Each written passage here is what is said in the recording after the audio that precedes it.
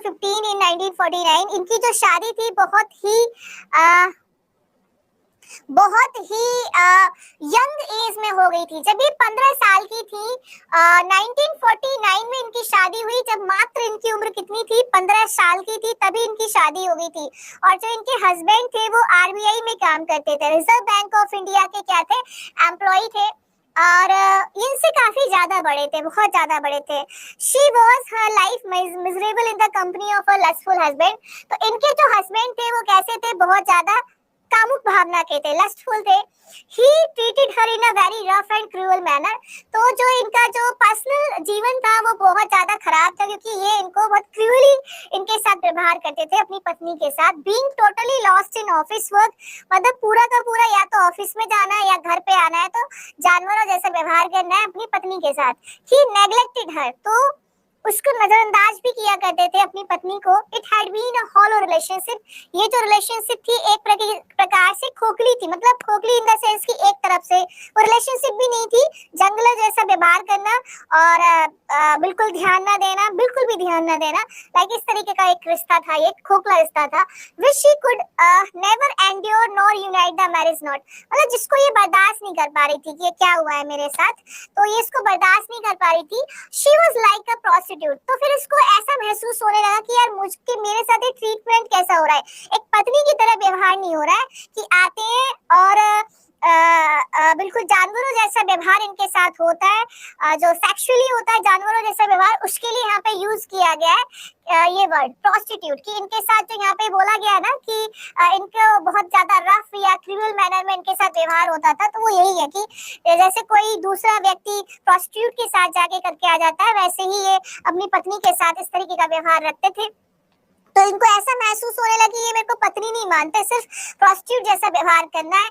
तो इस चीज से काफी परेशान हो गई थी और इनको ऐसा लगने लगा कि शी फेल्ट लाइक अ वोर इन हर सेक्सुअल कंपेनियनशिप।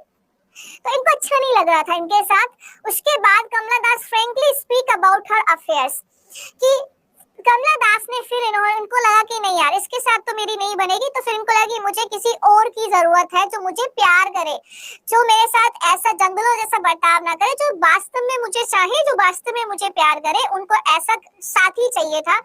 तो फिर इन्होंने इसी वजह से इस बात को स्वीकारा कि मेरे संबंध किसी और इंसान के साथ भी रहे, पति के अलावा, तो पति के अलावा किसी और के साथ भी इनके संबंध रहे, इसके बारे में इन्होंने खुल के बोला।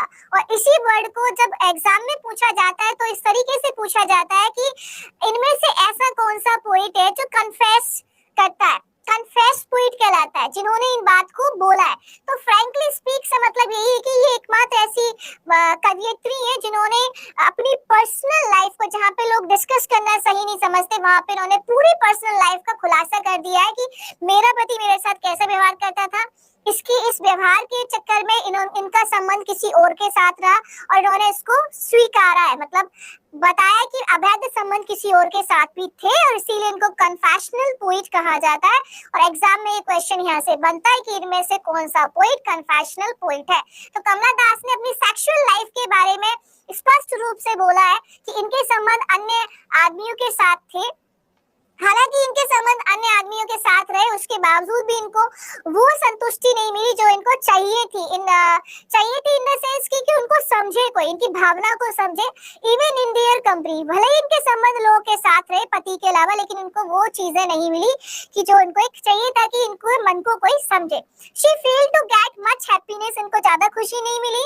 इमोशनली सेटिस्फेक्शन इनको अगेन नहीं मिला। सो कमला दास हैड 3 सन्स, कमला दास के 3 बेटे थे जिनका नाम है MD Nalapat, Chinnen Das and Jayasurya Das. Her elder son Madhav Das Nalapat was formerly a resident editor of the Times of India. खैर हमारे लिए इम्पोर्टेंट बात है कि कमला दास कैसी पोइट है, फ्रैंकली बात करती हैं और इन्होंने कन्फेशनल पोइट ये कहलाती है।